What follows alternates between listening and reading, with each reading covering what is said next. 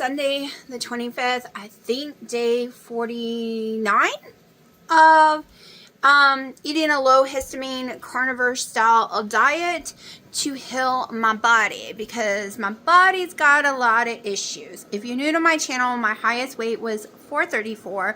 Lowest weight doing keto, when I started keto, it was 368. Lowest weight doing keto got to 157.5, and then got the Delta version of the C word, because I've gotten the C word a lot, and gained like 20-30 pounds in 1 month, and then kept getting sicker and gaining more weight on keto. Then I went off keto because the heartburn was so bad, the GER, the gushing, the stomach issues were so horrifying that I could only eat potatoes and crackers and bread, and managed to gain 100 pounds. One, I'm very insulin resistant, meaning I have polycystic ovary syndrome. I had type 2 diabetes. Got a grade A1C right now of 5.4. Had tons of health conditions, like a crap ton that I'll go over in another video one day. But I have MCAS, mast cell activation syndrome, come to find out. I've actually had it most of my life and didn't know it, and COVID triggered bad episodes. So it can come and go, how big it is, like how messed up you are, and triggered a huge episode, which is causing severe histamines. What is the difference between just a histamine and like reactions and a histamine intolerant issue versus MCAS? Well, MCAS has a lot of strange stuff, including being allergic to pressure. Meaning if someone writes on your skin, it's going to whelp up. Meaning if you put a Band-Aid on, it's going to itch like crazy and whelp up. And a bunch of other crap that I had no clue was a part of it. And I've had it all my life. All my life. So, anyways, today we've already been going. Like, I did not wake up until 9 a.m. because I was in so much pain again with my hips all night that it was hard to sleep, and I woke up with a horrible migraine. I did not eat. I had one coffee. I'm on my second coffee, and it is 2 o'clock. I'm cooking my first meal of the day right now because we left the house around like 9:30ish. We went to BJ's, got a bunch of errands done, got Dino some beef round because it's cheaper than the steak I eat, because he also eats a bunch of eggs. He eats drinks a lot of protein drinks every day and salads every day. So all I eat is a pound of picanha. So that's it. So we were trying to find a cheaper meat that he would like, but it is too tough for him. But I told him it was going to be tough because there's no fat, but he doesn't like fat. Because when we were buying him the picanha, paying the expensive price, but then he's throwing the whole entire fat away, and it's left with a tiny bit of meat, which makes it outrageous. I did not throw the fat away though. I kept it for myself. Alright, got me some picanha going in here with some Redmond's real salt. We'll weigh it out and see how much it is. I'm starving, so I'm hoping I've fitted at least 8 ounces in there. There's a possibility I will eat again. I did not eat again yesterday. But that's my day so far. That's my day. It's a Sunday. It's laundry day. And we'll see what else I'm going to be doing today. I think that's it. I really can't think of anything right this minute. I'm just going to enjoy my second cup of coffee right now. So, yeah. If I think of something, I'll be back to talk about it. Alright, it cooked down to 7.3, so I have a feeling I will be eating today, which it might be some bacon for dinner. Okay, at the end of the videos, I'm going to start putting different clips from cats, maybe not every video. Also, while I was walking, I did a silly rant or just conversation that might be touchy for some people. So it's just basically me talking about how I feel about certain things. So it'll be at the end of the video if you don't want to watch it. But I'm trying to get my steps in. Alright, so I had taken Sharky for a walk in his stroller because I figured I had talk crap, rant, whatever, too long. And then I took Sharky inside and Freya ran as fast as she could, screaming and trying to yank the harness off him to go on her. So, more steps, more steps. It's a nice day out here. It is 6:30 and all of a sudden I got crazy hungry and started to get a teeny bit of heartburn from being so hungry. So I have made 8.5 ounces of picanha. I didn't mean to make this much, so we'll see if I'm hungry enough for all of it or just a little. Thank goodness I did not cook more than that, because that 7 ounces filled me up so much I couldn't even drink a quarter cup of my coffee. Like, I'm so full. So full. Okay, so a lot of people say carnivore's too expensive. Well, I don't know how you're eating cheaper than me, even not carnivore. So Dino eats about 3 eggs for breakfast. He has 3 protein drinks a day, a pound of beef, because that's what he eats. Most men do. And a bag of salad. His bag of salad's about $3.50 before tax.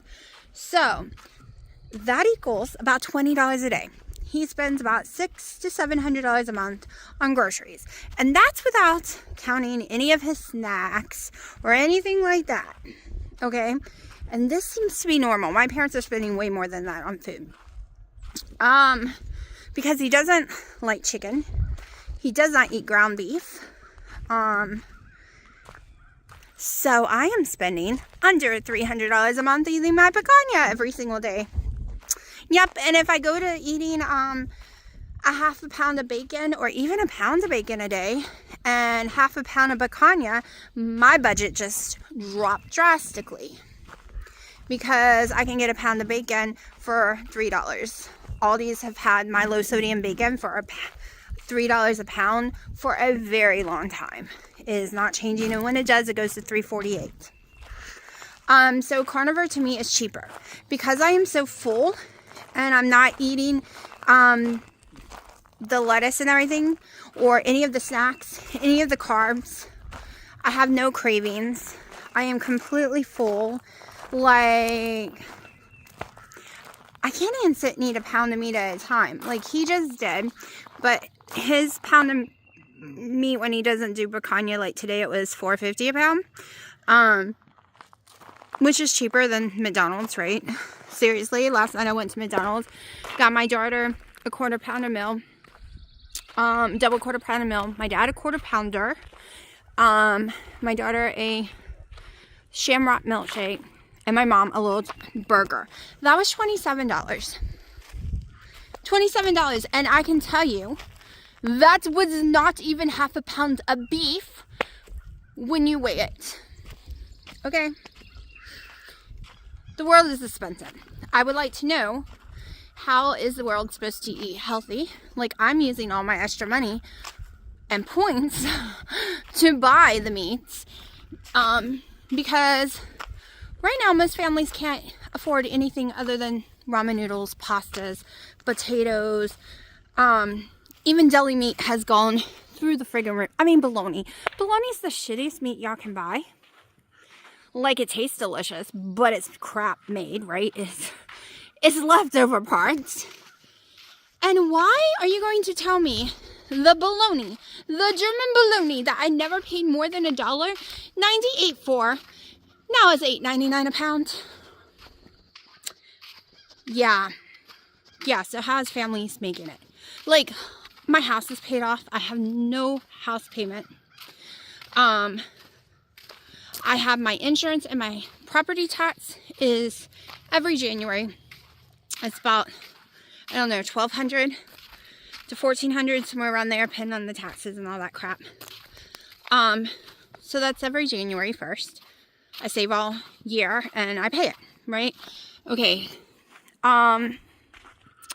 Then I have my electric bill, which is anywhere from, used to be $78 before Gina moved here. It was the highest. Now it's anywhere from $160 to almost $300. It's been around $160 now because, sorry, Dino, you're gonna freeze. Everyone freezes. Wear fluffy pants. I keep it on 62 from about 8 o'clock at night until 7, 8 o'clock in the morning. Then the rest of the time it's 65. Or off on today. Like today it's 55 outside. The cats are on the screened-in porch and the heater's off.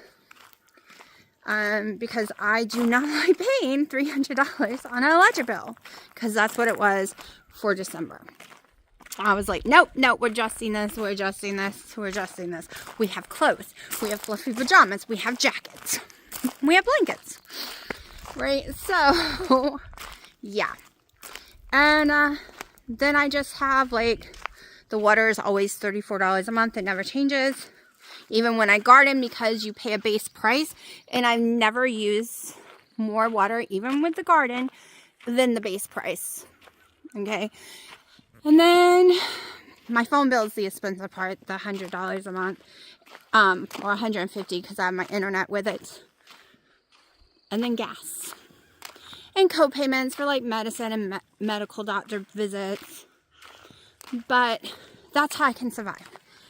I don't have a mortgage.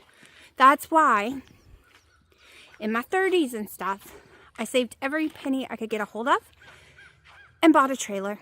I am perfectly proud of my single wide trailer. Or I call it a trailer. People get mad. It's manufactured home now. Still a trailer in my opinion. I can literally pull it out if I want to. On a tractor trailer bed. Literally. So, it's perfectly big enough. It is 14 by 80.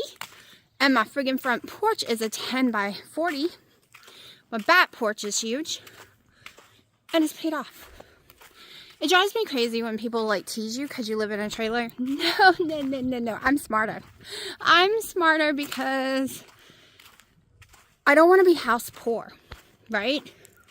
The more expensive your house is, the more your insurance costs, the more the taxes cost. So even if you ever get that paid off, you're going to be owing a fortune. My house in Florida was like a $500,000 home. In-ground pool. Very, very nice. But the property taxes, everything, I was house poor, right? My stupid mortgage payment, even back then, was over $2,000 something, which was very high for back then. I mean, we're talking about 20 something years ago. It was before I got pregnant with Haley. And that was extremely high because most mortgage payments back then was like $600. But my house cost so much. And I got horrible interest rate. And it killed me. It killed me. I worked literally 90 hours a week. Like, I did not sleep, y'all. I would go days without sleeping. I worked my butt off because I had a truck payment too. So I was paying for a nice truck, paying for this big giant house, working. And I lived in Florida. I lived 2 miles from the beach. Did I ever get to go after I bought that house? No, I did not. I didn't want to buy the house. I was married. He wanted to buy the house, but it was all in my name. So I got left with it all. And it became my responsibility when he refused to work to pay the mortgage. So I had to do it. And it was a new marriage. I had been married for over 3 years by then. So before that, I lived in a very nice apartment complex. Paid about $500 a month. That included everything but the electric, which was about $40 a month. Y'all was at the beach every day. Only had to work one job, 40 hours. Had a nice leisurely life. Very nice. Tons of partying, going to clubs. The community had parties all the time. Like, I loved it. I was in my 20s. But he taught me into a house. Well, he insisted on a house. And then life went downhill. Because it all came about being the status quo, you know, wanting to be all that, showing people you had a nice house, a nice car, and then working yourself to death. So after that, I learned my lesson. It's about living to live, not living to work. And that's what I was trying to convince my daughter too. So there are a lot of people, my generation, Gen X, making fun of these millennials who are making videos crying because they went to college for years, Now they're working in the city, but they can't afford to live in the city. So they have to take a tram, 2 hours to work and 2 hours home. By the time they're home, they're so exhausted, they barely can even eat dinner before they crawl into bed, and they do it again and again and again, 5 to 6 days a week. And the Gen Xers are making fun of them, right? Because that's what we've been programmed. Listen here. We've been programmed to believe life should be miserable. Life should be about, you have to grind, you have to have multiple jobs, you have to have, like, pay all these horrible bills and make a certain amount of money, and we've been programmed to believe you'll work until like 70, until you have nothing and maybe get to go away for a week or two a year, but the rest of the time you're literally just working your butt off to have a nice house, have nice cars, or even right now, those poor kids can't even afford that because a stupid apartment with only not like a loft is like $2,000-$3,000. It's ridiculous. I think we're the ones that's wrong, not me, because I'm on the side of the millennials right now. You can't even go to a fishing pond and go fishing. Like, you can't relax because you're working so much that on your days off, it's cleaning and errands that has to get done. But back during my mother's generation and the generations before, and yes, they had to work their fields and grow plants and farm, but guess what? They had every Sunday off and Saturday, other than like going out and taking care of some cattle in the morning. And they had their evenings off. We're the only country that does this. Go look up other countries. They have siestas. They have tea time where everyone stops and rests and have some tea. Like, this is not a joke. Some countries only work 4 days a week. I'm on their side. What's the point? What's the point of working 80 and 90 hours a week? Because that's how much, by the time people drive to and from work, count in the time to get dressed to go to work, plus doing all your errands, because that's part of work in my opinion, having to go get groceries and different things like that. How much time do you have to look at the sky, to breathe fresh air, to soak in the sun that you need so desperately for vitamin D? I'm on their side. I'm completely on their side, because I learned early on that wasn't the life I want. That's why I have a trailer. Literally. That's it. That way I don't have to drown. And everyone is drowning, I know. And some months I drown a little more than others, but I've learned how to balance everything out. Because life is crazy expensive. I mean, a bag of ramen noodles used to be like 5 cents. Yesterday I saw them for 75 cents. Y'all, it's just chemicals. It's not even real noodles. Like, what? 75 cents for a ramen noodle? So, the world's become way too expensive. And on top of it, why should you have to work to death until 70? And the average age of living is in the 70s. You literally are born to work. Born to work. I was just thinking this while I was at Best Buy today. Seeing everyone pay like $2,000-$3,000 for a TV. There was a lot of people buying this 8K TV there. I was literally sitting there thinking, how much work? Because around here there's not a lot of high-paying jobs. How many hours are they going to have to work to pay that off? Do they love their job? It's one thing if you love your job, but most people get jobs they hate. So now you've just worked all these hours to have this big TV that you don't have time to watch. I don't know. Am I wrong? Am I wrong? Do you think every generation should just struggle and have to work 80 plus hours until the day they die almost? Because I kind of don't think that's why we're here. I kind of think we got completely lost over the decades of what life should be. And maybe it's because I've been cleaning out my house so much, getting rid of and minimizing stuff, that I'm just like, why waste my money on that? Okay, we don't even have a couch. And I could go buy a couch tomorrow. Cash. Buy a couch. And even if little girl wasn't a pee-pee girl. If you don't know, I have a cat that has some marking issues. And it's anxiety, I've been told. And it's just not going away. So, even if I did not have that issue, I would not go buy a couch right now. Even though I have a big giant TV in there and a big and very expensive speaker surround sound system, I wouldn't do it because I would be laying on the couch watching TV 24/7 and never ever working out. Never walking like I am walking right now and talking to y'all. Instead, I would be laying on the couch